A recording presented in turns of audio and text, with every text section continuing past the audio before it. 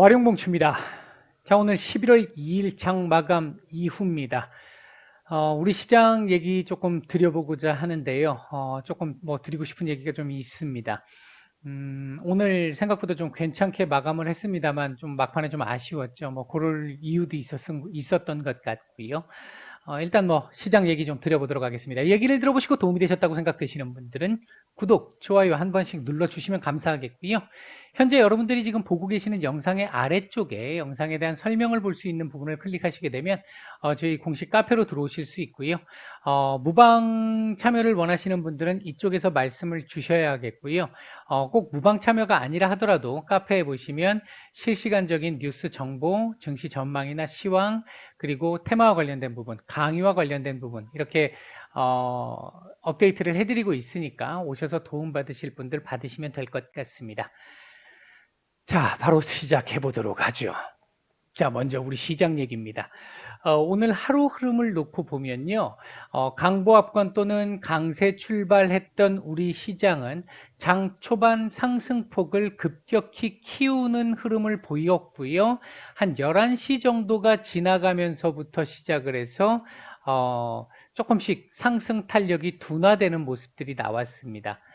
그리고 나서 오후장 들어오면서 아시아 시장의 급락, 특히 이제 중국 중심으로 해서 아시아 시장의 급락이 나타나게 되다 보니까 우리 시장도 탄력이 좀 떨어지는 모습들이 나왔고요. 여기에다가 이제 오늘 밤부터 우리 시간으로 이제 오늘 밤부터 FOMC가 시작이 되는데 이 부분에 대한 눈치를 안 볼 수 없다고 말씀을 드렸습니다. 이미 조정받을 만큼 상당히 많이 받았고 더 이상 지금 더 받을 것도 별로 없는 이런 것처럼 보이는 상황이긴 합니다만 그럼에도 불구하고 시작하기 전까지는 막상 재료가 나오기 전까지는 경계감, 눈치 보기 하지 않을 수 없습니다. 좀 하나 염려스러운 건 이제 미국 시장인데 오늘 일단 조정을 조금 눈치 보기를 좀 할 거라고 생각은 하고요. 어떻게 나오느냐. 일단 계속 지금 요즘 말씀을 드리고 있는데 이번 FOMC에서 제가 지금 이거 며칠째 계속 말씀을 드리고 있습니다. 지난주부터 해서 이번 FOMC에서 우리가 주목해 봐야 될 부분이 첫 번째가 테이퍼링의 시기. 언제부터 할 것이냐? 이 시기가 11월 달부터 시작할 것이냐, 12월부터 시작할 것이냐, 1월부터 시작할 것이냐. 이건 너무 늦을 것 같고, 이건 조금 빠른 것 같고요. 이 자리가 제일 시장으로서는 가장 바람직하지 않을까 보고 있습니다. 시장 아마 12월부터 시작한다는 얘기가 나오게 되면 시장은 조금 환호를 할 가능성이 굉장히 높습니다. 두 번째 테이퍼링의 속도입니다. 오전에도 말씀을 드렸던 부분이 있었는데 테이퍼링의 속도가 현재 국채 100억 달러에 모기지 50억 달러 이렇게 해서 현재는 월 150억 달러씩 축소하는 걸로 일단 얘기들이 나오고 있습니다. 이게 이제 거의 시장에서 인정하고 있는 컨센 정도라고 보시면 될 것 같습니다. 근데 최근에 지금 나오고 있는 얘기, 오늘 아침에 나왔던 새벽에 나왔던 얘기를 보게 되면 300억 달러까지 늘릴 수 있어 이 얘기가 나오고 있어요. 지금 이거 200억에 이거 100억 이렇게 줄여 가지고 최대한 빨리 테이퍼링을 끝내고 내년 6월 정도부터 금리 인상을 할 수도 있어 이런 얘기들도 지금 오늘 새벽에 나왔습니다. 이 최악의 상황이죠. 이렇게 되면 별로 좋은 상황은 아닙니다. 요게 가장 지금 시장의 충격을 가장 덜 줄 수 있는 방법이고요. 민주당 입장에서도 내년 선거를 생각하면 파월 의장 입장에서도 내년 연임을 생각하면 시장의 충격을 크게 주고 싶어 하지 않을 거라고 봅니다. 그렇게 본다라고 한다면 그냥 무난한 정도 이 소위 얘기하는 독박을 쓸 수는 없는 상황일 테니까 이제 그런 부분들을 생각을 해보면 요 가능성 일단 좀 높다라고 보고 있습니다. 세 번째는 파월 의장의 입입니다. 파월 의장이 이번 FOMC 이후에 기자회견에서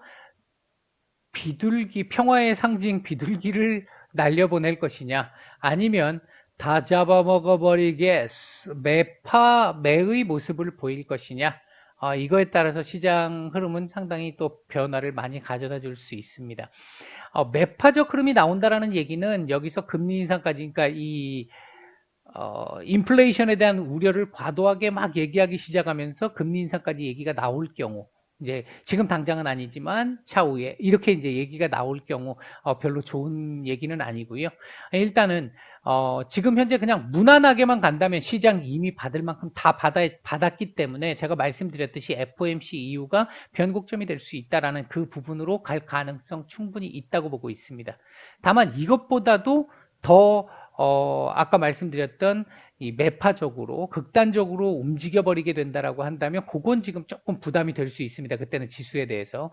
근데 오늘 우리 지수 이게 만든 걸 보면요. 제가 오늘 무방에서 그 장중에 두어 차례 말씀을 드렸던 게 오늘 이 윗꼬리를 감안해서 봤었을 때 최소 사양이 3012포인트 정도에서 3015포인트 정도까지 안에서 요거 안 또는 요거보다 위에서 마감해주면 그나마 괜찮습니다. 괜찮을 것 같습니다. 이렇게 말씀을 드렸는데 일단 오늘 마감이 3013입니다.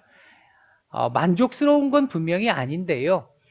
제가 보는 시각에서는 최소 조건 정도는 일단은 충족을 시켰다는 얘기입니다. 이 얘기는 아주 돌발적인 아까 말씀드렸던 최악의 상황과 같은 이런 돌발적인 악재나 최악의 상황 이런 정도의 악재가 아니라면 이거 밑으로는 안 내리고 싶어 하는 얘기를 보여주는 의미가 될 수 있거든요. 테이퍼링이 발표가 돼도 요렇게 갈 수 있는 흐름이 충분히 나올 수 있다고 보고 있습니다. 그러니까 우리 지금 시장에서 되게 많이 우려하고 있는 뭐 테이퍼링이 발표가 되고 나면 그 이후부터 뭐 이 내년 그러니까 11월 말쯤 되면 또 부채 한도 협상에 대한 문제가 있을 거고 12월쯤 되면 양도세 문제가 또 있을 거고 우리 시장 그래서 이제 대세 하락으로 떨어질 거야 뭐 이렇게 말씀하시는 분들 계시거든요. 근데 결코 저는 그렇게 보고 있지는 않고요.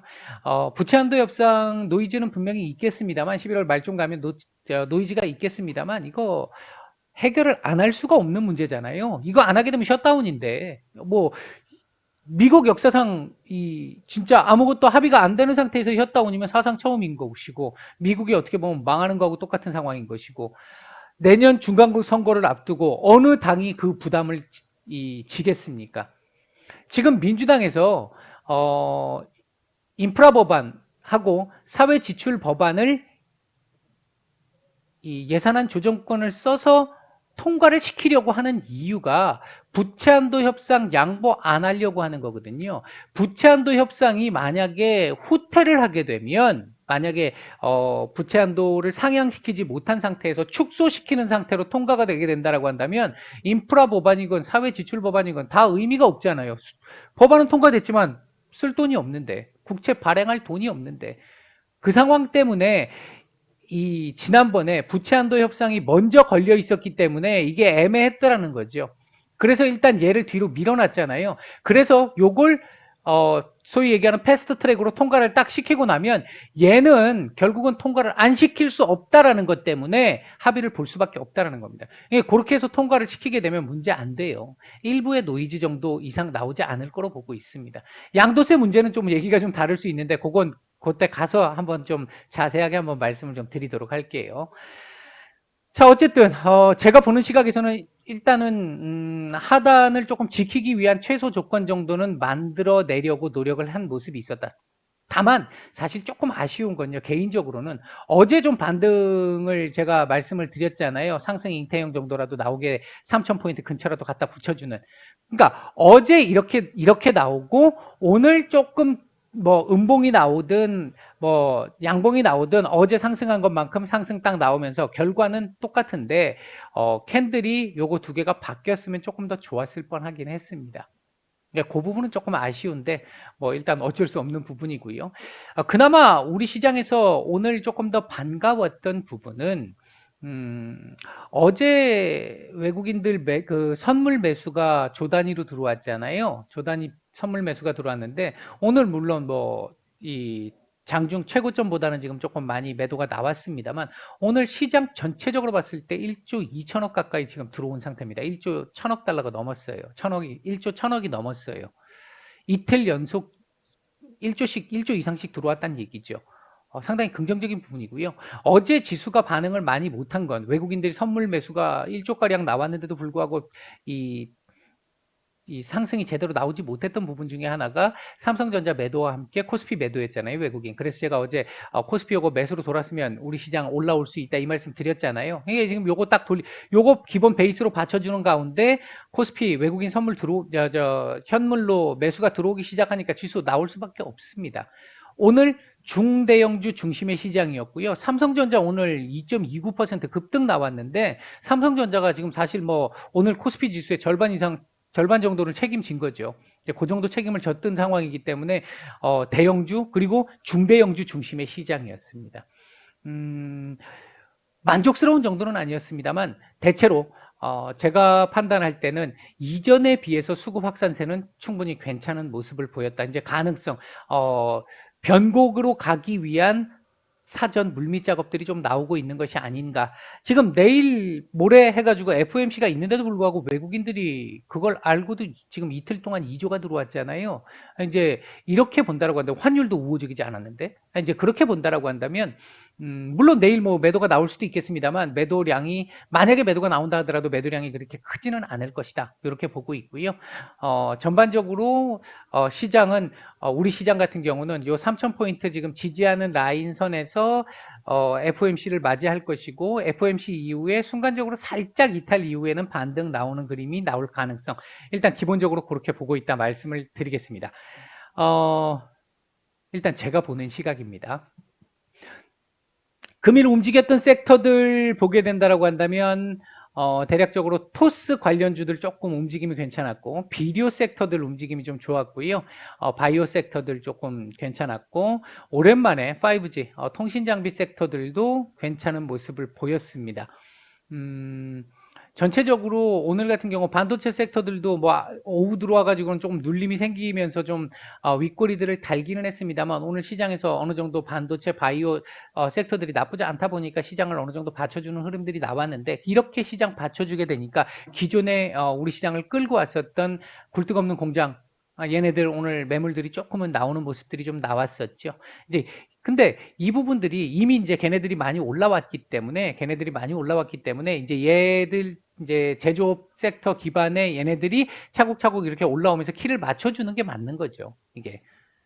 그리고 특히 우리나라 같은 경우 반도체가 차지하고 있는 비중이 절대적이잖아요. 그렇기 때문에 우리나라 시장 전체의 영향력으로 치면 50% 이상의 영향력을 지니고 있지 않습니까? 수출에서.